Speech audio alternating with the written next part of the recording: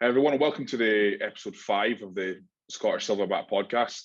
And also, we had a good response to last week's podcast with Jimmy Christian Brigon, and it was obviously good for us sitting here to kind of see what he's saying. And obviously, we speak to him now and again, so we kind of know kind of what's going on with him. But it was good just to get kind of someone who's at that level and that kind of peak to come on and speak to us both, and obviously shed some light on kind of what's going on with that level of bodybuilding. And yeah, it was a pretty interesting discussion. So yeah, pretty chuffed with how that went. So it was a very good first guest for sure, and I think we kind of want to keep that level going. So we've got a couple of people we wanted to ask to get on for another one, but also we were discussing about maybe getting on a few of the top super heavies of Britain for their kind of pretty much their season, who we're going to be going up against, and just kind of their thoughts going into the season. That would be quite a good kind of podcast series to host. Yeah, like you said, it was definitely a good first guy. But like I said to you before we started, like I felt when we ended like proper like starstruck. Like I know I've met him before. I met him in real life. It's just I thought it was a wee bit tense to start with, but kind of we got there in the end and that. So everybody's a level above it. You're going to be kind of thinking about what you're saying more than anything else, and like obviously they're a bigger name than us, so it's obvious it's given. Aye. So you sent me a topic of discussion and then I didn't even see it, but the first thing I would kick off is with that fucking what the trend of guys taking progress photos with fucking nothing on and then putting like emojis of their dicks and their arseholes. Like what the fuck's going on? Like, you know what I mean? Like what is the actual need for that? Honestly, I really don't get it. Like, you're not seeing anything more than what you would do with your posing trunks or like pulling your boxers up high. You're not seeing any more. It's not you've got cuts in the side of your hips you're going to see. You're still like a good fucking 8 weeks out. You're not seeing that shit. Even if you did, you still don't want to see that. Don't want to see that, I know. I don't get it. I don't get what they're trying to show. I really don't. Yeah. It's fucking minging me. I don't want to see a guy's like bare baby arse, especially when it's like shredded in that as well. It's just fucking disgusting. But the one that pissed me, well, not pissed me off, it's a bit harsh, but it was a coach that I follow, one of his clients, and he's a physique guy. He's gonna be wearing fucking shorts down to his knees. Why is he standing in this fucking like? What is the fucking point? Imagine a female client saying you're like, what the fuck? You can't do that. So why aren't the males getting told off for it? It's fucking disgusting, man. I don't get it. I just don't get it. If any male sent me that, I would honestly have a pretty angry word back to them. Like, that is not okay. And like I don't want to see it. Like I don't want to be sent that. And like there's no reason for you to send me that. It's just so wrong in many ways. I know many people have done it like when they're absolutely shredded, like flexing from behind, you can see like their glutes absolutely diced and their backs like straight everywhere. And it's like, that's kind of an okay photo, but sending that as like a check-in photo, I know, like it's not that great. That's a totally different thing altogether, and that's in my books like not okay. I'd be either telling that client to go elsewhere, or I'd have a serious word back to them and they have to understand. Like I'd be raging if you'd sent me that. I'd be like, mate, what you actually fucking doing? Like, we're best mates, and it's like I could even do it as a joke. I know. So I just don't get it. It was just something that came up, and obviously on Instagram and that, and I'm just like, it needs to stop. It needs to stop the new. So I used to see like obviously you see it every so often, and like you just brush past it. But I've seen a good like 3-4 this week, and I'm like, what's going on? I know. It's just like it's some sort of trend that just seems to keep kind of. It's just a trend that should not be a fucking trend. It's just nasty, man. The worst thing is like all it is like they're doing it in the smallest emojis possible. It's like, like a tiny dick. What are you doing? I know. Like, put a fucking beast of how tiny it is. Yeah, put a giant fucking aubergine over it. At least give us fucking something. at least something to the imagination. But I know it's so bad. But I thought I'd kick off kind of this podcast with that shite. But it's something that kind of put in my mind. So yeah, definitely. What was the other one I said we were going to speak about? Oh, the extremes. Doing too little, too much. Too little or too much or whatever. Yeah. Do you want to kick off your thoughts first? Yeah, so the topic basically was about how you've got one camp taking stuff to certain extremes in terms of, like, if you're talking about training. Let's talk about training because that's kind of the easiest one to do in this with this topic. So you've got guys taking it to this mountain of extremes, and then you've got guys that just are trying to whittle it down to the absolute bare minimum. And obviously, we see all the time on social media with people arguing both camps, and it's like, as with anything, especially in bodybuilding, apart from discipline, everything is kind of in the middle. It's not 40,000 fucking reps, fucking sets, and it's not one set. You know, like, we obviously know of with Dorian Yates' kind of approaches with the one sets to failure and that's fair enough. That worked for him. But if you truly break down the session, it's not just like one set. And then, you know, you've got on the other side, you've got people doing like 30 sets per body part, and you're like, that's just fucking ridiculous. Like, mounting up as much fucking work and volume as possible. And in reality, like, really, what are you doing when you're hitting that kind of point?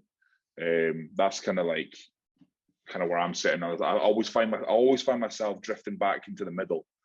So if we're talking about kind of volume, it's always drifting back to that 4 or 5 exercises, 2 sets, like a load and a deload, and maybe like an intensity increaser or something like that. So yeah, it's odd how people kind of champion the two when in reality, like, you know, it's not the case. Yeah. I mean, I like to look at, obviously there's logic and there's reason behind everything, but I like to look at like results of people that do both sides things and like see where it comes. I'm not going to name names of who does certain ways, but I mean, we both know people who do like extreme crazy volumes, and they'll sometimes do it twice a day. And it's like, yes, they built a physique from it, but you've never seen them try another aspect of that training. It's like, would they look better that way? Yeah. It's like something, when you're so set in your ways, and those people are, and they see results from that, and like they're going to keep doing that. Yeah. But with the results, better results, do it another way. But you'll never know, because I think every bodybuilder is so meticulous about what they want to do. It's like they can't keep changing. Or people who are good at what they do, they're so set in their ways because they want to keep pounding the same way to get the results. So I think we've both done different ways. Like, you've done volume, I've done volume, we've both done low volume, we've both done heavy, both done light squeeze work. I think everything has their place, like everything else. If you look at physiques that are built in the ways we were probably doing training now, that's how I want to look. There's no doubt about it. Lifting heavy load for, say, low to moderate reps builds a look. It does. Yeah, it does. Yeah. More volume work builds a look as well. Why I think there's a place for everything inside your own training. You shouldn't just be going for that one, like that low volume sets, and that's like it. I think there's a place for doing the higher volume work as well, and it's going to build a look all round. But I wouldn't say you should be honed into one. Yeah. Just like a look that's going to not be developed overall in my eyes. Yeah, you can always we've had this discussion before where, like, you can see when you look at someone on stage, like you know he's trained, he's trained hard. Like, I guarantee I would look at a physique on stage who's like round, like grainy as fuck, hard as fuck, dry, and I guarantee you he does not do 12 plus sets in a session. I guarantee he's sitting at the 1 or 2 mark. I mean, we know, like, Hunter Labrada, like his back workouts are what, like 3 exercises and 1 or 2 apiece, 1 or 2 sets apiece. We always say there is no right and wrong, but there is righter and there's wronger, you know. And I think I could firmly stand behind that. The bedrock of a session should be 1 working set, and then accompanied by a deload over 4 to 5 exercises 3 for a smaller body part. That should be the bedrock that sits there. And then you'd add a deload, or you would add other ways of accumulating volume within the set or within the exercise. That to me is something I always fall back to. Like when I strip sessions back and I'm like quote unquote deloading, I always find myself coming back to that point where it's just the absolute the skeleton of a session, and that's that one working set with possibly with a deload to failure, 6 to 12 reps depending on the body part, and that's always seems to be kind of where things fall. And that's, you got guys, if you're doing 30 sets, like where do you fall to? You know what I mean? Like what is the basis of their training? I know a lot of guys train instinctively. I've done that for years, and that for me, like looking back now, like it was just like do this, like try that, you're do this, try enjoying that. it. Yeah, it becomes a point more enjoying it than you are being like beneficial to your training. I feel like you're doing stuff you really enjoy, where it's like maybe not going to develop the areas you really need, or doing like the shit you don't want to do, and it's like that's what's needed.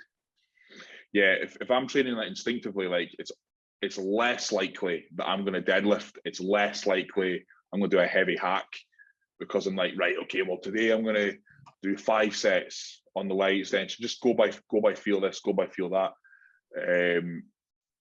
You know, you hear a lot of the old school guys talking about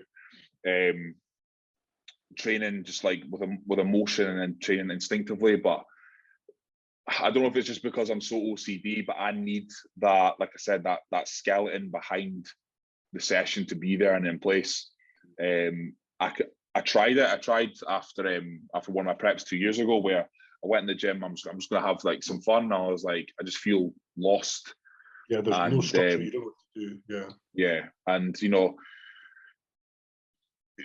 you should have these things in place to measure progress. And how do you measure progress if you're doing different things every single week? You know. So I think it comes to that point that we spoke about last week with Jamie. It's like when we say like there's those exercises where you can just do like the one set.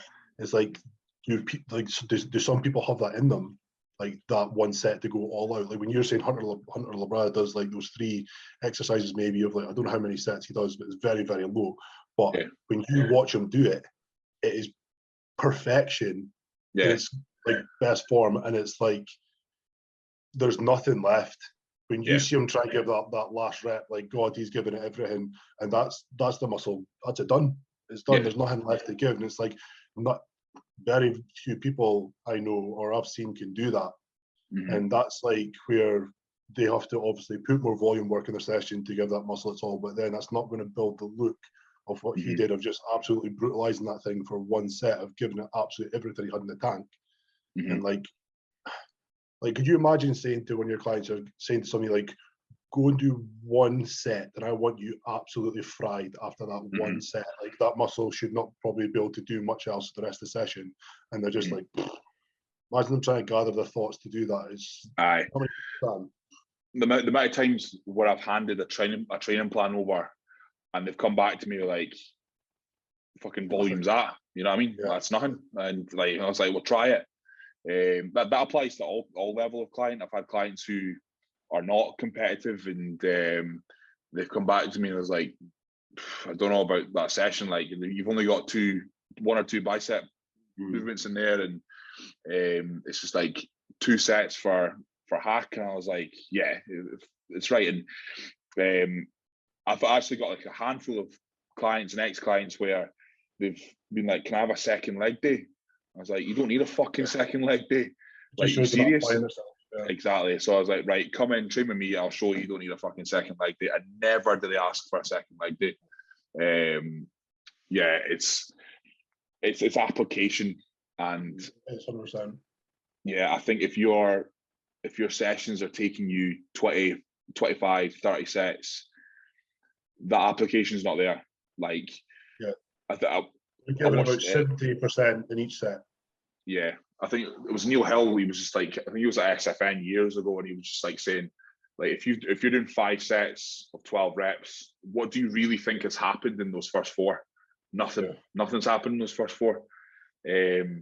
So that's the same like kind of theory I have towards like warm-ups, and obviously the term that people use are feeders, if you're using kind of low rep kind of warm-ups. But if you're keeping your warm-ups 6 reps or lower, you're not doing anything. You're just getting the muscle warm.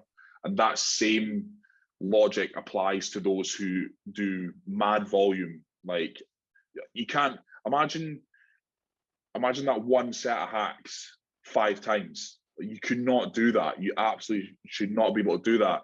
And if we're trying to maximize muscle breakdown and damage to the muscle, you need to inflict, in my opinion, just a massive, essentially, like a massive impact onto the muscle. And you're not doing that fluffing about. Now, I've spoke about kind of the volume that I do with biceps, and that kind of comes into where do we draw the line with that aspect of training? Because personally, like I can't take my biceps ones. I know you're kind of doing low volume just now for biceps, but one set of a bicep curl, I can't personally do that because I can't apply myself to that exercise with that once. Whereas with a back or a leg exercise or a chest exercise, I absolutely can. Mm-hmm. So that's kind of obviously another aspect of me tailoring the training to my mindset and my application. So yeah, I think obviously like the bigger, like when you like to apply yourself to a deadlift or a squat in that like aspect, it does take something in you. Like if you go and do like a set of like bicep curls, then it's a different story. That you don't have to apply yourself to the same kind of anger and focus of like a deadlift or a squat. So it really depends on what it is, but it really is just like, as you said, it's application, like to apply yourself to that kind of training. Like I've had people stuck in their training and they've come to me and I was like, go write me out like what you do, say in like a back session, and their build-ups are just like stupid. Like they'll do 5 build-ups and they're doing 10 to 12 reps of each one. Yeah, I feel. And I was like, I'll do 1 or 2, like max 2 of like a build-up when I'm way before to do my overall. And they're like, really? And like, I've just like my muscles just felt that weight. It's felt it. Yeah. It's good. I don't need to do 2. If I can apply that 1 and it felt good, it felt easy, I'm good for the next weight. I don't need to do more. First, like say your first warm-up, I'll go for like 6 to 8 reps. Like I still don't need to do more. Next one 4, 2, 1, maybe 1 more, and then I'm good to go. And it's like I don't need more than that. When I structured their workout plan like that, they just smashed PBs all week because they weren't exhausted before their main lift. They were just so out. I'm not talking like 1 or 2 reps. Like the weight was up and then 1 or 2 reps for that. Well, like up what they would have been before. It was massive because they weren't exhausted for that. And like that set is the one that's going to change you. It's not those like your overall volume going up to that. It's that set. That's the one that's doing the damage. That's the one your muscles getting taxed and overworked. That's the one that's going to do all the breakdown, the build up. So a few people talk apply yourself better. Few people talk about accumulative volume, and that's fair enough. I understand that argument, but you can accumulate volume and not be remotely taxed by the end of the session because the muscle can do it. Yeah, I can spend 3 hours accumulating volume, but I've accumulated the same amount of volume in 45 minutes, taking my set to using another way of breaking down the muscle that way.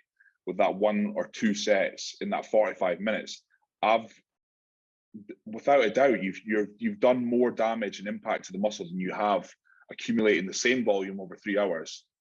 And that's where I think the line differs. When people try to argue that you can accumulate that volume and that stress, and hence the reason why someone who does 45 minutes and their cumulative volume, just say for round numbers 10, rather than 3 hours and it's 10, the look of the person who does it in a shorter space of time, or who does it with, i.e. using heavier load, is going to look denser, bigger, stronger than the person who accumulates over 3 hours. Their intensity is like way above. I mean, like that is the whole, like obviously this argument was on Bodybuilding Box like a while ago. It's like, what is intensity? And intensity is the maximum effort you can put and say like, well, 1 rep would be the most intense. Like how much effort can you apply to that? So when you're like going through 5 sets of 12, where you could literally be going so much more intense and lower volume because you have to apply yourself more, that's going to do more damage. Yeah. It's like people just can't see it on their side. They're like, but I'm doing more weight overall. It's like, but your muscles like okay with that weight. It can move that weight. Like, it's not stressed. Yeah. The stress is not there. What it would be pushing yourself through like maybe 1 to 2 sets max of like really overloading the muscle. That's where the difference is going to be. Yeah, definitely. Just the application people apply. Yeah. So how's things going with your own training just now? Good. Just finished the deload week, but like I was saying to Jordan, like because my weight's so up, my lower back's so full this now, so it seems to be causing a lot of pressure on my nerves, my back. So I've got quite a bad lower back pump like all the time. But I mean that just comes with adding more weight.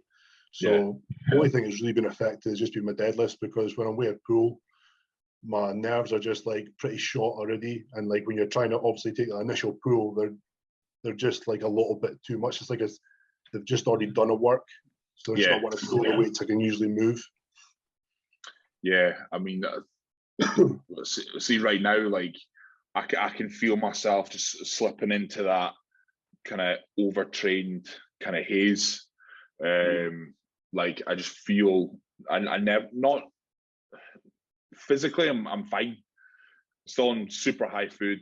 My sleep's fucking some of the best it's ever been, and obviously we've got the supplements and all that in there that are quite high, and it's just like my nervous system just hasn't been the same for about 10 days, and obviously that impacts, like I was saying to you earlier, like I have a few check-ins on a Sunday. I'm just like, it feels just like a slog, just trying to get through and trying to lift myself off the couch and do stuff. But it's insane how your body can keep going. Like I'm still repping out more and more and more and more. So I don't know. Like I said to you like last week with Jamie, is like I mind telling you when you're on prep, like mate, you need to fucking pull back. Like you're obviously tired, and you can see it in your physique and that. And I know I'm pretty close to that as well right now. And you said to me, have you told Patrick? I was like, no, I haven't told Patrick because I don't want to deload. I want to keep pushing. And but obviously we're slowly kind of moving into that 16-week out mark, and I think I probably do need to reassess, because I've got quads tomorrow. I do need to kind of reassess how I feel Wednesday morning, because fucking hell, like this is the most drained I've been in a long time.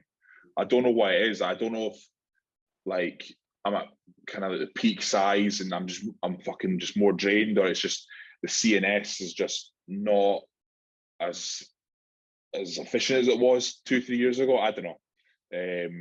It's just one of those things. I just constant, just inner like CNS fatigue. That's just how I feel just now. And obviously that's affecting my appetite a wee bit. Like fucking hell, I can't be arse eating right now. And what my fifth meal is 300 gram of white fish, 400 gram of sweet potato, 10 grams of safflower oil, and a salad. And it's just like 4 things that don't go together. And I'm just like, oh fucking hell, mate, it's so fucking bad. But the way I see it is like he's told me to do that for a reason, so I'm just gonna eat it. Yeah. Like, you know what I mean? So just got to keep doing it. But that's something I was thinking about this week. Like obviously you're now in that same boat. It's like obviously when you're in prep, like this feeling comes around quick and quite easy because your body's drained, you're on low food, so your recovery is just not there. But you see, like you need to be thinking that, and like obviously Aussie's like super high food, you're resting well, training's like very efficient, you're lifting heavy load, so it should all be good. But I mean, like when you're like pushing your body to the max, like obviously this is probably like the strongest we could possibly be. So no matter what, that's frying your muscles, that's frying your CNS. You're still pushing the body to the max. Maybe the recovery is good, but when you're like obviously at peak weight your body doesn't want to be where we're at. It doesn't want to be in the later stages of prep either, because nobody wants to be that lean. The body shouldn't be running at like the things we're doing at that lean. So no matter what, you're pushing your body to a state it shouldn't be at. So heavy and recovering well, no matter what, your body's going to be at a point you don't want to. I mean, when I took those photos, that's me deloaded twice in a month now. That's mental. And like those photos the other day were probably the best I've looked. And like that's me doing very minimal volume, still like eating a lot of food, and my weight's like still creeping up. It's not like I've put on fat in the sense I'm still just blowing up in that way. So it really shows you how much of like a recovery is needed. Sometimes even in the off season, when you don't think you need it, and you still come out looking better. I know it just goes to show that like I think for me it's the performance side of things. Like I'm doing stuff in the gym that I've never done, and I think it's that accumulative volume was just fucking ruined, man. So I've been told by a few people that I need to sit closer to the camera because you look bigger than me. I was like, I'm no fucking having this. So I don't know if you've been noticing that the whole time I've been doing that, trying to get up to that. It gets in the screen soon. But it's like my desk is so the width is fucking mad. Like I'm about 9 feet away from the computer. So I've actually noticed how far away my laptop needs to be. Like it's a good like way over an arm's length. You think it'd be quite close, but it's quite far away. Like everyone was like, Greg's pure out angling you in the fucking podcast. I'm like, fuck. I need to change this. You know, it's the best. That's what when Nick Walker comes on the podcast, it's like he's like, got the fucking tricep taking up like the whole camera. It's like, Jesus Christ, where's his phone? Like sitting below him. And then he fucking drinks his water like that. It's like fucking tricep swings down the bottom of the screen. Have you seen bit slightly off topic, but have you seen well, it's not because it relates to nutrition, but have you seen Seaspiracy? You seen that on Netflix? No, it's just like it's. Oh no, sorry. I have, sorry. So like, I only thought of it just there when I was talking about fish, but like, mate, fuck, I'm never eating fish again. Oh, you have seen it? Yeah, as I'm saying, I have seen it. I'm never. Oh, you have seen? Oh, right. Oh, okay, right. I know, mate. Like, you see when they were showing you the Scottish salmon. The shit. Nah, I'm out. Nah, man. That's there and then I was like, fuck, I'm gonna tell Patrick I don't eat fish yet. I'm not even that big a fan of fish, but but the thing is, though, I take these things with a pinch of salt because we found out that it wasn't it was to do with beef and chicken and stuff, and it was basically it was promoted by like vegan companies and stuff. Vegan product companies were fucking backing it and shit. So there's an agenda there, and like. I don't believe that all fish is like that. You know what I mean? I'm like we were just talking about training earlier. There's always a middle ground. You know, there's always a middle ground. It's not all absolutely disgusting fishing methods but yeah, like that did make me think like, fuck, I'm never touching fish ever again. But the flat stinks of salmon just now because I've got fucking salmon cooking. So it's what it is. But bit where they're I don't know if it was on top of a bin or like just a burial site, but like all that rotten fish that was like going gungy and stuff, like I could not imagine the smell. I was sitting there thinking, like the guy was like, I was like, I'd be spewing that the smell would be so potent. I think I've seen worse at school dinners, mate. That was bad. But the worst bit was with the chopped their heads off, like as they got them into port. That for me, that was like, that was an eye opener. The what ones? Whales of the dolphins. Oh, the whales. The whales. Yeah, that was. I can't believe folk done that. Like, there was no way I could walk into the sea with a knife and do that. That was just. I know, it's just all the blood everywhere, and that was fucking disgusting. But it's funny, like you think just how much like food we actually eat and meat we consume. You know, it is frightening, and a part of me is like, we've discussed this before with pulling back when everything's all done and dusted, and like my meat consumption, like just purely from like the amount I eat just now, it needs to come down. Like I never want to eat fish ever again once I'm done all this.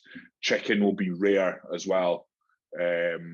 Like all these wee things kind of do give you like good eye openers into kind of practices and stuff with beef, but you know, it's like I said, it's a middle ground, and at the end of the day, like it's an industry, it's a fucking killing industry, isn't it? Like, you know, it's, don't get me wrong, like the chicken meat is like no better. Like obviously you've seen like the fish in the tanks, it's just they're shitting everywhere, they're eating their own shit. Fucking the chicken is probably not going to be any better the amount of stuff they pump in them for what it's going to do into our body. They're probably lying about in their own feces, whatever they're pumped into the chicken after they're killed to keep it like fresh or whatever. Like it's no better.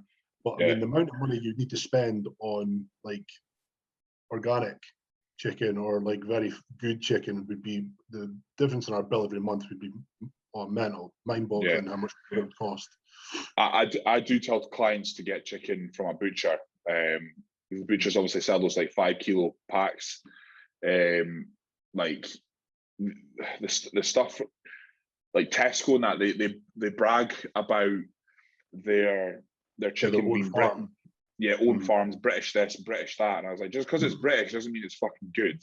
Like you can have shit farms in Britain. Like we have grades of chicken, we have grades of cattle, we have grades of everything, we have grades of food. And when I see that, like that doesn't mean anything. That doesn't mean anything at all. But just like that guy on the program, like Dolphin Safe Tuna, I was like, can you guarantee it's dolphin safe? And he was like, no. So so how do you stamp it? He's like, because I can. Because I can. It's like there's nothing else about it. He's just because he can. Aye. They need to sell. Honestly, it's baffling when you put like if you put a Tesco chicken breast on a George Foreman and you put a butcher chicken breast on a George Foreman, and the difference in size, like it's fucking it really makes you think just like what they're doing. And obviously we rely heavily on all this crap to kind of get us where we are. So you know, like when I do go by from there, the amount of time I'll spend looking at the chicken is I'll spend ages, because I'll pick up so many packs, because I can tell by looking at it which ones I won't eat, because like the actual, there's like ripples inside the breast, and that's because it's been pumped full of so much shit, or there's ruptured, like some of them are purple from like the ruptured fucking blood vessels or whatever. I'll buy like the ones that have got like such small chicken breasts in them that look actually like floppy and good. I'm like, that's the ones I'm eating. I won't buy the other one. I'll know if as soon as I cook it, it's just going to be as hard as nails. Like, it's boggling, man. Pumped with so much stuff. Like, it's disgusting. Yeah, I know. Like, obviously, this is an expensive sport, and when I first started, like, I used to eat, brazen steak. So it's like that fucking tough bit. I'm pretty sure it's like the hoof. You let it sit in a pot for 8 hours. That's how you cook it. Like, I used to eat that shit. It was disgusting. Because I couldn't afford sirloin and fillet and stuff. Like a shit ton of tuna. That was fucking minging. And then I used to eat this other. It was like it was essentially the Smart Price turkey, and it was just like the shavings of like obviously like the deformed turkeys that made it through. Oh mate, like every like spoonful you're just bulking all over the fucking meal. But I did that for years. It was just so bad. But I always preach that if you've got the money there, like go to a butcher, go to a fishmonger, buy higher grade like fish oils, everything. Like it will reflect in your physique. I guarantee that there's a difference between you can see visually two guys of exact same measurements, training, recovery, blah blah blah blah. I guarantee if one's eating like free range chicken and the other one's eating tinned tuna, I guarantee there's going to be a visual difference in the two of them. I can guarantee it. It's just like it is meant like your whole body's just made up of everything you consume. So when people kind of cop out and try and go cheap, I understand why they're doing it, but at the same time, like, you know, you have to be putting the best in you, and that fucking documentaries are pretty good insight in that. So the eye-openers. But I mean, like, you know from now, like, how much money we're needing to spend on like supplement care, all your essentials, stuff like that. And it's like, as you get more into the sport, this is like, as you just said, like, try to look at the top range stuff. Like, we start looking at the top of the range of like the fish oils and stuff like that. Fucking price difference. And it's like when there's already a price, and you're like, fucking hell, it's like, it's a more of a price. It's like, it's just it's want to be the best, you kind of have to buy the best. Yeah, because what's expensive. Yeah, definitely. Did you see? Do you follow Ross Carr? Yeah. Yeah. You see his most recent shot? Yes, 6 days out. Yeah. Very good. Very. Yeah. I'll say what I'll do is I'm gonna put that light on first so I can. Too light outside, dark outside. Fucking ring light.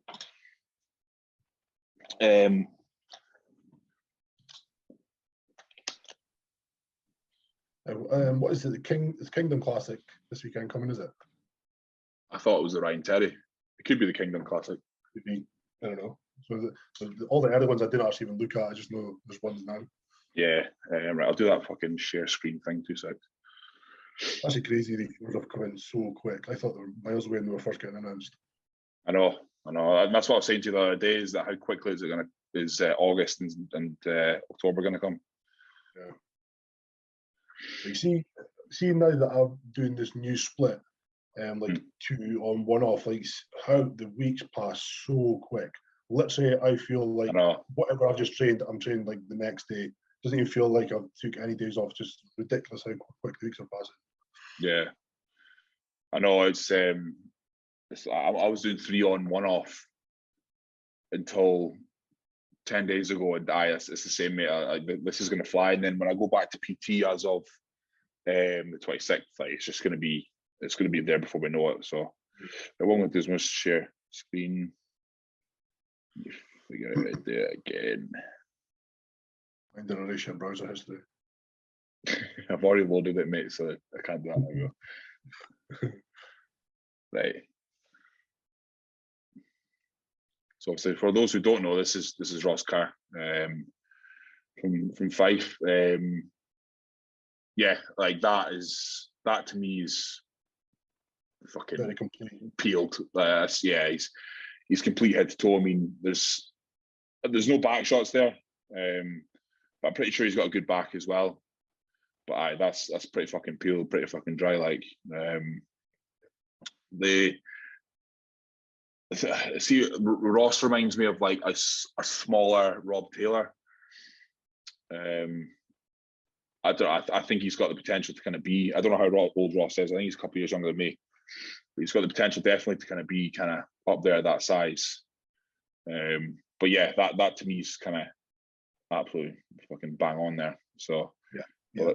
But yeah, he's coming pretty fast. Yeah, he's coming very fast. I mean, I think it was like 6 weeks ago I seen photos and it wasn't like that. So very, very quick. Yeah, because I think with Ross, I kind of obviously when we talk about kind of Scottish guys, sometimes I forget. Obviously no fault of his, but sometimes I forget because he's literally so consistent in terms of his conditioning and stuff. Like he's always peeled, and I think that leaves him out the question because like we see your giant leaps in size, my leaps in size, Jack's leaps in size, like Liam's leaps in size, and Ross kind of stays. I'm sure he'll tell himself he kind of stays in that kind of size range.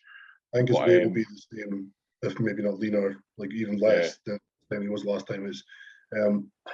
But I mean that's great if you can bring about the look. But end of the day, at some point you're gonna have to grow. I mean, like we know when we go into off seasons, it's grow time. You have to be at the top of the game, competing against like the guys on stage. You're going to be competing against are big. There's no way you're going to kind of win that by just looking good. You've got to be big and looking good. Yeah. So I don't know what Ross does off season wise, but yeah, like he's proved that the balance is all there, and the being shredded is all there, and that. So I think that with 15 pounds on it, I think that'd be frightening. That'd be a pretty fucking frightening thing to be. So I think where else is going to in Scotland's kind of come up competing just now. Like we said last time, it's a very low numbers now who can be the top amateur ranks. It's but I mean, like there is a lot of people coming up. Like you just said, there's a good few names coming up. Plus, so there's something like I think we're going to have a rival against a lot of the English guys soon. There's going to be a bit more Scottish names up there for sure. Yeah, I think it's just a case of kind of like we've had to do. It's just that slow kind of build up, because you know it kind of hit me like recently just how old's the wrong word, but I've been doing this for fucking ages. I've been competing since I was 19. Like that seems like so long ago, and you know, I think a lot of people they do expect the glitz and the glamour from day one when they get into this, and bodybuilding is different in the sense where it's that timeline is way more extended when you compare it to the kind of smaller classes. But it's mad to think, just looking back at everything that I've kind of gone through in the past how many years is that? Almost 10 years of competing. So yeah. It's fucking interesting. I mean, it's great to have goals in that, but like, you know, I think we're discussing with Jamie is like any other sport. We've done a handful of sports each, and you don't jump into a sport and then right, okay, fucking, I want an Olympic gold medal. You're like take it easy, mate. Like, you know what I mean? Like hone your skill and kind of find your feet where you sit in this and where it sits for your life. And like we're like you and I, like we didn't say from the get go we want to be fucking IFBB pros. I didn't even want to like take competing past the age of 23 at one point, you know, and it's it just manifests itself and it snowballs, and it's I think people are just kind of they're dipping they're bombing in the fucking swimming pool before they even dip their foot in. So you know, you do have to be fucking realistic. When every time I talk about this subject, I always feel like I'm shitting on people. Like I'm shitting on like fucking people's dreams and aspirations and shit. I'm like, well, you know, it's fucking hard. This is the hardest sport on the planet. I don't give a fuck what people say. Like, it's the hardest sport you can possibly do, because a fighter can go home and eat. A golfer can go home and eat. It always comes back to the eating. The training's easy. Training's fun. That's more a better word. But like, this is literally the hardest fucking sport in the world, and you need to hone skill in terms of discipline over those years. And I think people fail to realize that. Yeah, like say like your goal was to come out and be like IFBB Pro Open class. Give me another sport you'd have to invest maybe 8 to 10 years of day in, day out training to get a reward from it. Mm-hmm. Yeah. Give me a name of another like sport. There's not one sport you could really think of that you could invest every single day for 8 to 10 years and come out looking fantastic. Like, you've invested so much time and effort and not got anything back from it. You've spent a fortune on all the right stuff. You've busted your ass every single day in the gym. You've slogged through all the meals. You've went through all the programs. You've invested in coaches. You've done it everything. And you could possibly maybe not have went on stage and got the reward from it. Yeah. Like, to keep going is like something that is just not in a lot of people. Like, to keep investing again and again and again, year after year, and coming back and just showing up is a fucking challenge in itself. Not many people can do that. And that is why not many people make it to that division. But this is like where people will maybe start in one division, they'll go the next, and go the next, and they'll eventually end up where they are. But even just to keep going to that, it's like, it's fucking tough. Yeah, 100%. Keep investing and just showing up and like maybe not get anything from it is brutal. Yeah, we've already talked. I know it's only episode 5, but we've spoken about kind of like fucking big lows that we've kind of been through in that, and this sport will fucking chew you up and fucking spit you out. Like, it's not. You haven't. Well, you didn't win your first shows either, but see that feeling of not getting of 6 months. Of 6 months of graft, and you don't win. It's so brutal. Like, I've played rugby, I've lost games, and I've lost in like cup finals and stuff. It's you not can come back next week. You can come back next week. You don't need to do anything in that week. You show up to training, you still eat your shite diet. you go and try and beat the team next week. It's not the fucking same. Exactly. Just follow that bill like the day after of not getting what you think you deserve and going, right, I'm going to go and do that all again. I'm going to go through 6 months, 9 months, 12 months, whatever, show up that show and do better again. And guess what? Yeah. Might get the exact fucking exactly next show or you saw. To say, I'm going to do it again, it's something that not many people can do. Yeah. Keep investing in yourself, keep turning up. Yeah. I mean, like, I played rugby for 10 years. And in those 10 years, like the character building that I think I got equivalent to bodybuilding is the same as 6 months in bodybuilding. Like it's so rewarding when you do win. Let's face it, like no people talk about fucking not winning. Like stop lying. Stop fucking lying. You know what I mean? We all want to win. It's part of fucking society. Everyone wants to be the best at us. Everyone wants to be the best looking. Everyone wants to be the richest. Everyone wants the best car and shit. And when people say like, "Oh, I'm just doing it to take part," I was like, "Bollocks, man! That's total shite." Because like I've had clients say that, and you scrape just a wee bit behind it, and they're like, "Nah, I actually want to fucking win." Why the fuck would you? Why would you be competitive then? Don't compete if you don't want to work and win. You know, and that drives me nuts as well. Like, just have a bit of fucking balls and admit you want to fucking beat someone. Like, we're best mates, and I want to beat you in October. Like, you know what I mean? And that really fucking gets to me. The whole fucking taking part bullshit. You're in the wrong sport if you want to take part. Wrong sport. It's too fucking hard. It's too hard. Well, I think it's a fucking good rant, that one. Like, I don't want to be cheeky, but it's an easy way out. It's an easy way out if they fail. That's what it is. That's all it is. If they don't live up to what, like what you're saying is like, I'm just putting like in their fucking head, they're like, I want to win. I want to do this. But it's like if they don't meet that benchmark, it's an easy op out. That's all it is. Aye. It's just an easy op out. Like to even to say to you, "Oh, I was just doing it to take part." It's like you're like, fuck. Like, I didn't do it. But it's like he doesn't think that. But fucking, it's just an easy op out. That's all it is. The other one is oh yeah, like I just jumped into the show. That one, I was like, no, you didn't. why would you jump into a show and not look 100%? That's bollocks, man. You jumped into the show, you looked shite, and you lost. Like, I would never walk into a show without looking good. I would live with the rest of my life.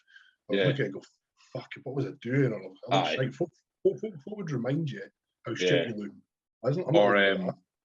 Or like it's like I did that show as a warm up, or like people ask me, can I do that show as a warm up?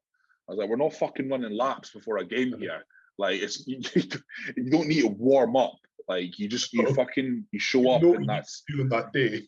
Yeah. Like you know what poses you need to do. You know how you need to look. You know, like you need to fucking beat people on stage. Like what the fuck's the warm up? Yeah, it's not a fucking warm up. Do you just stand there and look to the side and go, all right, that's what they're doing. Oh shit. Exactly. Like, you're gonna get tanned by someone who's doing that show and it's not their warm up. You know, it's like if you need to push the prep back, if you're not ready, fucking move the show back. There's hundreds of shows, there's hundreds of federations. Move it back and look fucking 100%. Don't give me this fucking warm up pish or just doing it to take part crap and all that. You know, it doesn't fucking exist. Like I said 2 seconds ago, you're in the wrong fucking sport if that's your mentality. Like that's fair enough if you play fucking pub sevens at fucking goals every fucking Saturday afternoon. You know what I mean? That's fine. I get that. That's fine. You can turn up pish. Who cares? Everyone's exactly. But even then, mate, like watch guys play sevens. It's fucking hot. It's brutal. Like what a fucking win. And that's fuck each other. Yeah, exactly. So like, but when it comes to bodybuilding, beating bodybuilding, like it's taking part. Fuck off, man. It's just total shit. Like you're in the wrong fucking sport. Get out. 100%. There's so many things we could rant about, like certain fucking phrases people use, words people use, like little things people say. But it's like, it is truly the wrong sport if you're going to do anything half-assed. Like you need to do everything in this like 100%. Yeah. everything. Yeah. So it's just like when you're in a team, you can hide behind a team's mistakes. You can make a mistake and kind of blame it on the whole dynamic of the team. But when you're standing on stage in your pants by yourself, yeah, you might have a coach, but you're standing there like everything you've done wrong will be visible on stage. It'll be right in front of everyone what you've done wrong. And yeah, well, that's fucking big rant for the day. There's no like person who's like so-called a legend or like and like that turned up to a game and never gave anything less than 100%. I mean, I bet Michael Jordan never turned up to a game and never gave 110%. Yeah. He fucking turned up every game and went fucking balls to the wall, and that's why he is probably one of the best athletes of all time. He's gonna like be known forever as that. Yeah, and the one that I brought up earlier, like I just remembered that, brought up another one. Actually, Reagan brought up, and it was like you said yourself, it is more the kind of female side of things that we kind of do this. But the whole eating disorder, bodybuilding causes eating disorders, competing causes eating disorders. That's a very fucking touchy subject for me because, like, when we look at someone who binges post show, what is that? We've both binged. It's a lack of discipline. Yeah, that's what it is in my mind. That's what is there. And when guys and girls kind of say, "Oh, fucking," it creates such a bad relationship with food and all this. It's like that bad relationship was already there, in my opinion. Bodybuilding didn't create jack shit. You were already in a bad place. And what happens is you do a prep knowing that you have to be 100%. You have to follow your diet for 20 plus weeks. You have to follow it. And then when that goal's gone, that's when the fucking floodgates open. And that pre-existing issue with food is now a monster when you come out of the fucking prep. And then you've got all these people who will never compete again, then talking about how bodybuilding has promoted eating disorders, blah, blah, blah, blah, blah, blah. Now, we've done this at the extreme elite level for a long time. Like, I would not class myself as having an eating disorder or any sort of bad relationship towards food.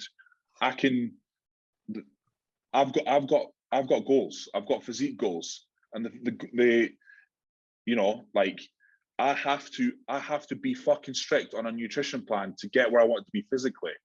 Just like a swimmer has to get in a fucking pool every morning and train. Like, you have to do certain things as part of your sport. Nutrition is a huge part of this sport.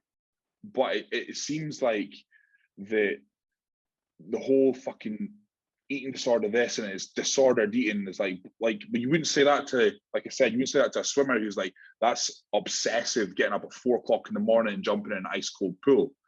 You know, why? Like, again, we go back to comparing it to other sports. Why is that? You know what I mean? It really it does bug me, and I do agree that you should try and help, especially as a client, you should help them kind of get through their relationships with food and that. But from my experience and from people that I know who can turn it off and on and don't have those mental issues towards food, it is pre-existing for people that kind of say that kind of crap.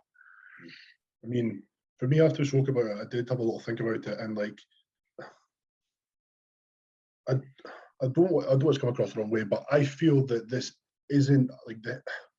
Even though we are being healthy in a way, I don't feel it is like healthy in a sense of like what we have to do, if you get what I mean. Like how strict, like the certain times you need to eat food, how much food we need to eat, like down to the gram. Like when we're on a plan and like somebody like was to offer us like a fucking Malteser, I would say no.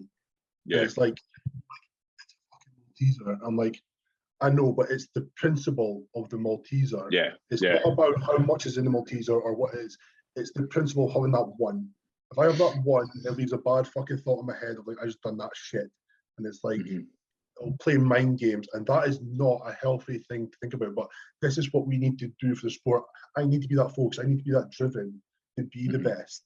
And that, in the sense to me, is like a switch I've got in my head. It's not a bad relationship as it looks like to the outside world or to other people. It's a switch I've got to have in my head of how good I need to be or how strict I need to be when it looks ridiculous and absurd to everybody else, but I need to do that. And like people that have that, like when they say they've got an eating disorder or like it's left them an eating disorder, that's like something that you just said, it's in them and it's waiting to be released. Whereas like I could like flick a switch, like say you're still my coach and you goes like, go and eat what you want for a day. I would do that, and then the next day I'd be like, boom, that switch is flicked. I don't need to do it again. I'm settled, I'm good. And it's not left my bad relationship. I can go straight back on plan. I've got no cravings, I've got nothing. I don't need to binge anymore, all that.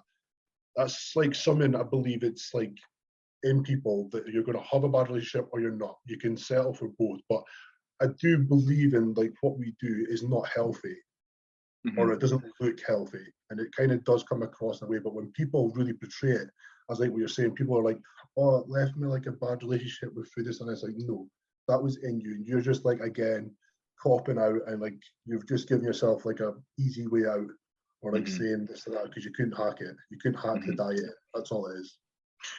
You said like turn it off and on. Like that is it. That's exactly how it is. This is if I need to increase my training intensity, I turn it on. If I need to tighten up my diet, I tighten up my diet and I turn it on, quote unquote. It's like it's I think I think it comes from people. See, people who are successful in bodybuilding don't talk about eating disorders or dysfunctional eating. They don't, because they know that's what you need to do to get to where you need to be. Let's face it, it's people who, I'm going to say it, don't have the discipline. Yeah, as well. It's purely, don't have the discipline. They can't follow the diet. They wanted to binge. They probably thought about binging all the time. They got to the end, they're like, oh fuck, that was horrible. Like, I just wanted to eat crap all the time. The end of the day, they wanted food more than they wanted the trophy. They wanted to be on stage. All it is. Yeah. I mean, like, don't get me wrong, I've been through like the preps where I'm like, cravings were horrendous, wanting stuff like all the time. And that in my mind was a bad relationship. I kept starting thinking about food more than I did about being on stage. I was kind of wanting prep to be over. Yeah. And like, I mean, probably a lot of people have been there, and it's just something you need to get a grasp of. Like, you really need to ask yourself, like, are you here? Do you want the food more, or do you want the, like, you don't have to win? I mean, do you want to be on stage more and compete and like aim for the win? What do you want? And now, like, food just doesn't come into play when you're really focused on what you're wanting to. Like, you just don't care about the food.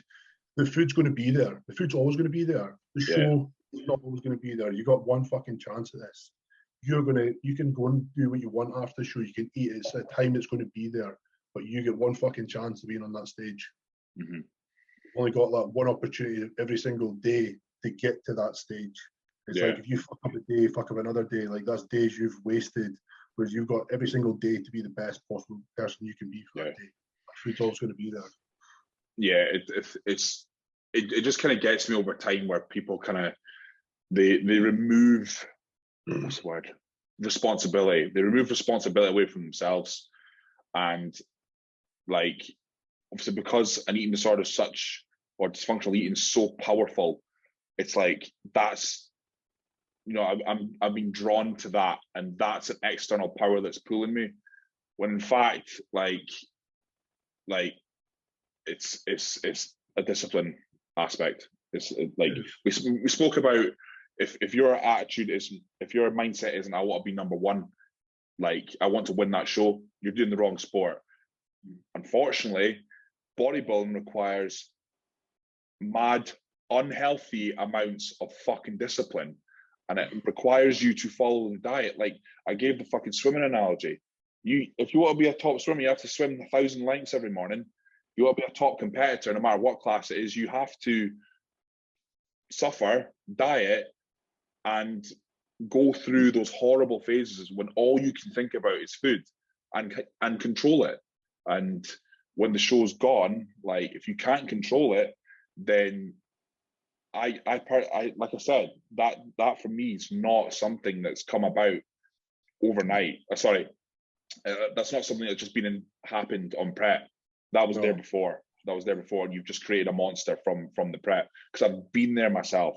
I've 100% been there myself, where I would eat shite all the time. not an eating disorder, but I would eat shite all the time in my off season, and then I diet for 20 weeks, and I just remember all that shit I used to eat, and I right, I need to fucking eat it all again as of 20, and I didn't have the discipline. That's it. That's all it is. I did not have the discipline to be disciplined post show until about 2 years ago. I wasn't disciplined enough, and I've always been really open with that. And it's that inability to be accountable to yourself and just admit that you don't have the fucking discipline.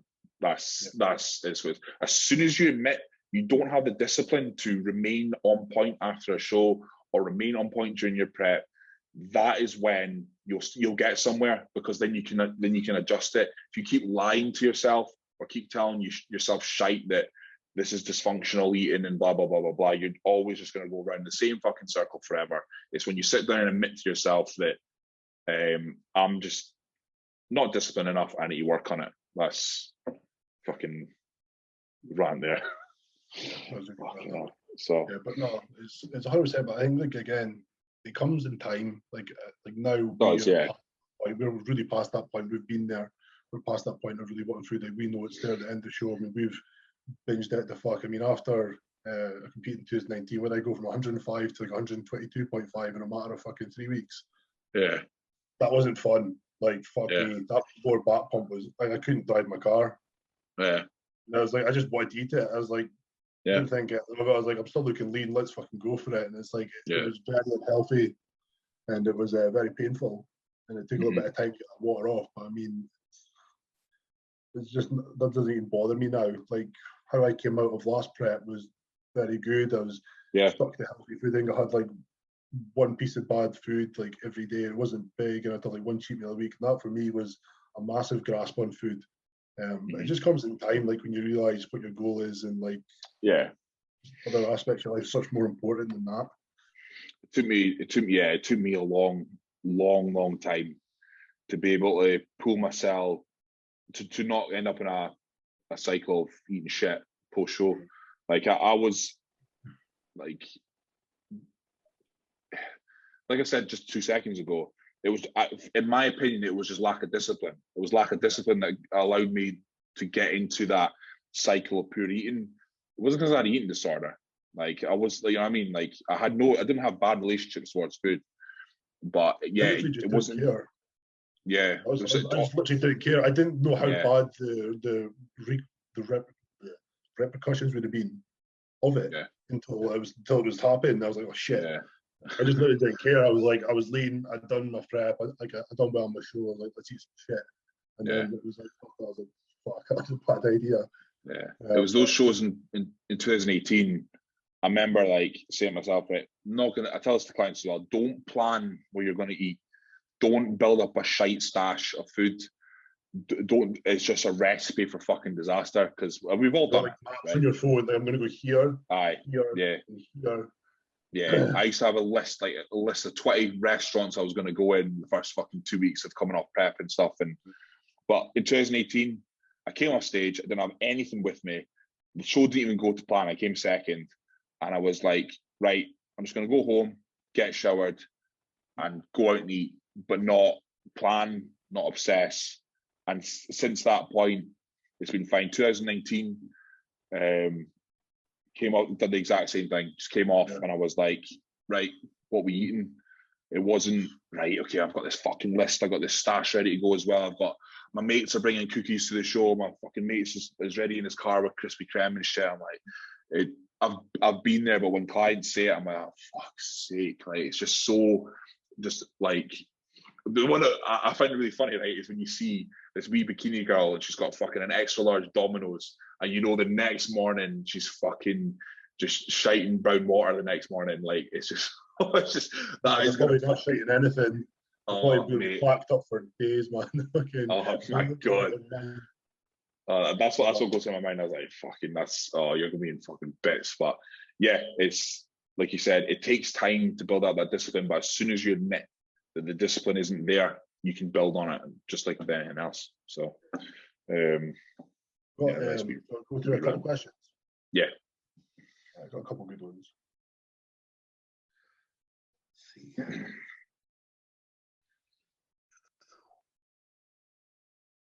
If you were going to do anything different since you started bodybuilding, what would it be? Start If younger. you're going to do anything different since you started bodybuilding, what would it be? Start younger. But I found a way to train. Ask if it was something else other than bodybuilding. If you was going to do anything different since you started bodybuilding, what would it be? Well, like something completely different. All right, okay. Well, ones like that. All right. If you could do another sport, what would it be? Or even if it's not a sport, you invest so much time and effort in someone else, what would it be? That's really fucking hard because I've got nothing else in my life. Did you do rugby still? No. Maybe. But yeah, I don't know. That's hard. Yeah. There's not enough lot like I really watch or like pay much attention to it. Yeah. Like the only sport I watch is rugby, and always will. But I'm trying to kind of think of an answer. It's not that because that's just a bit kind of. It's what it is. I mean, I did athletics for years and years. It was like a part of my life that really built me up to where I am now. But I wouldn't go back to it. I don't think I'd ever take up powerlifting. No. Strongman, I don't know. I don't think I would want to. I appreciate them. I just don't know if I'd want to do it. Yeah, I can snowboard. Probably that. I probably snowboard more often. I haven't snowboarded in fucking over 10 years, but I'm not doing that now. I'm scared in case I go down, crack my skull, and fucking can't lift. But if I wasn't bodybuilding, I probably would have gone like 1 or 2 snowboarding trips a year. Probably. That's probably what I think I'd do if it wasn't rugby. Like biking, like downhill biking or trails bike right now. I used to quite enjoy that. So that's maybe something I'd probably take up again. Yeah, it's funny. Like when I see there's tons of guys like go up and down Shawlands and like on the touring bikes, and I'm like, that kind of looks fun. I could see myself kind of doing that, but it's like, they're all on their fucking lycra and their helmets and shit and that. So maybe not, but. Yeah, probably something like that. Yeah. Like I would love to take up someone else, but I mean, like the first thing that comes to my mind is like if I get injured. Yeah. If I fall off a bike, that's me fucked. Rollerblading, skateboarding, whatever, fucking snowboard. As soon as you fucking do something wrong, you're gonna break a knee. Like, that's you done. Never mind your hobby. You've just fucked up your fucking career in bodybuilding. Exactly. And what have you done it for? So you have a little bit of a hobby on the side. So it's like I just stay away from everything. Try and wrap myself up in a bubble. A few years ago, I was like, I'm going to do I'm going to swim for my cardio, and like there's an Olympic pool at Toll Cross, and mate, I can't swim anymore. Like my bottom's like my legs are too heavy, so you kind of just end up going like this, and you just end up thrashing. It's fucking shite. I was like, well, this hobby lasted 5 minutes. Somebody asked a question, like, actually I had to look at it. I don't know if you've really heard of it. It was like thoughts on max OT training or other low volume programs. You know what it is? Max OT? Yeah. No, I've never heard of that. Oh, I looked it up. It's like very low volumes, like 4 to 6 reps. You're doing like maybe 3 exercises for each muscle group per workout, and you do 2 muscle groups per workout. And it's over like 12 weeks. It's pretty much, it's like a way of like building maximum muscle in a short space of time. But I mean, I was reading it and I was like, it's one of these programs somebody's thought, right, if I write this many sets, this many reps over this much of a period, this way and that way, and it's like someone's just made it up because they took bits and pieces from like other people's training and stuck it in this, like, this is a great formula to make the best formula. It's like the way we're doing stuff would be just as efficient. I mean, looking at your progress every single session, your recovery, your nutrition, programming your workout to develop lagging body parts, and which fucking exercise is going to be the best bang of buck. That's going to give you the best fucking workout. All these workouts are like just something people have thought this is what's maybe going to work, but actually, people who have applied like the best exercises for putting on muscle, the best programs for putting on muscle, they're probably way better than this. So all these like gimmicks that people try to put out, these fancy names for exercises, like I don't see it any better than probably what Jordan's put out to the world. The bread and butter, I think that is like the best way of putting muscle. It's just simple looking at it that way. I could write a 12-week plan right now. It took me 2 hours and I could put a name on it and fucking call it the fucking Maximuscle fucking boner training program. You know what I mean? Like it's it would be just the exact same as these things somebody's put out and called it whatever they want to call it. It would be. That's why I don't see, like, I fucking hate programs like this is your program for 16 weeks. And it's like every 4 weeks you do something different. And it's like, that's not going to work. Like, how do you fucking know how well that first 4 weeks is going to go? It could have went fucking shit and you went and started phase 2. Yeah. What's the fucking point? Like, this is why you usually need to document everything you're doing and look at your progress in that stage. Like, is it working? Is it not? It's like people that give you like the fucking diet plan for like, this is your 12-week diet plan, and they change it and it's like written out before you give them check-ins. Like, this is what you'll do. How the fuck do they know what the hell's going to happen in the first week? Yeah, exactly. And how do you know you need to make those fucking changes? You don't. And these thick people that buy these plans are the fucking worst. That's a rant for another day. I know what you mean, mate. It's I don't like that shit. We know coaches that don't even fucking look at their clients when they're prepping them and dieting them, and it's it makes no sense. But every PT on the planet has had their client saying, "Can we change the program? Can we do this? I'm getting bored of it." And I was like, "It's not about being bored; it's about progress." Do you not think I'm fucking bored of mine? I'm bored as fuck. I've done the same chest fucking workout for the past 10 years. Like the same setup, like 2 presses, 2 fly movements. I've done that forever. You know, I do decline bench and I do incline dumbbell. That's the only two things I do for like in terms of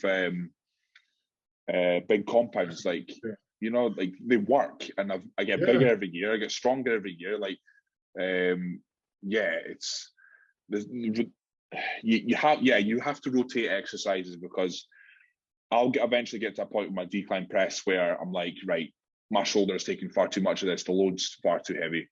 I'm now reaching levels of strength where like I'm just not benefiting from it. So I need to rotate it out. I'll put incline dumbbell back in, work that back up. That's kind of usually how I do it, but and with clients as well. And it's I can't stand that kind of preset. You're going to change this. You're going to change that. Like if it's working, it's working. It just says now, if anybody buys plans that are like set out for them for like a fucking 8 to 12, whatever fucking week period, that's include diet and fucking training, don't buy them. Don't be a retard. Fucking like invest in a coach and they'll tell you every single week what you need to do. Fuck me. It's fucking basic. How the hell do they know what's going to happen after a week, and yet they're still telling you to make changes that based on not even looking at it? It's just simple. It doesn't make sense, man, but it works. It works. I think we'll leave it there. I think that's an hour. Yeah, that's an hour. So, this is a very fucking ranty episode, but I think I'm just tired and agitated. So, now you know things never put in the check-ins or say to us. So, lose your shit. Cool. Well, I hope you enjoyed that, guys. If you've made it this far in the podcast, so hopefully next week we'll have another guest. Yeah, get another guest on, kind of see what they're saying, and hopefully it'll be another good one. So leave it there. Cheers, guys. Cheers, guys.